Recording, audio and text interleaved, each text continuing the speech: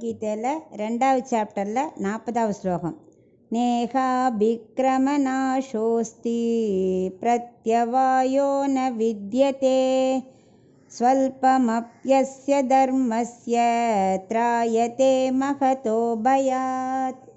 இப்போ இதுக்குள்ளே அர்த்தத்தை பார்க்கலாம். நல்ல தெளிந்த புத்தியுடன் கர்மயோகத்தை செய்பவன் சம்சார சாகரத்திலிருந்து விடுபடுகிறான்.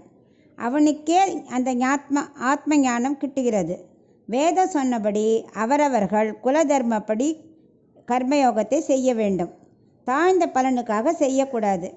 தாழ்ந்த பலனுக்காக செய்தால் அது நம்மை பாவத்தில் கொண்டு விட்டுவிடும்.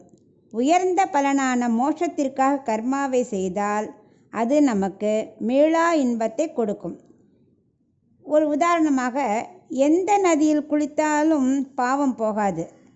புண்ணிய நதியான கங்கை, காவேரி போன்ற ஆற்றில் நீராடினால் பாவம் தொலையும். ஏனெனில் இவை சாஸ்திரத்தில் விதிக்கப்பட்டுள்ளது.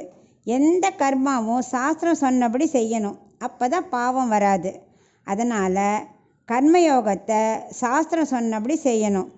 அப்படி செய்யும்போது பாதியில் தடங்கள் வந்து நின்று போனாலும் அடுத்த ஜென்மத்தில் தடைப்பட்ட இடத்துலேருந்து ஆரம்பிக்கும். ஏன்னா நாம் செய்யும் கர்மயோகம் உயர்ந்த பலனுக்காக சாஸ்திரப்படி செய்கிறோம்.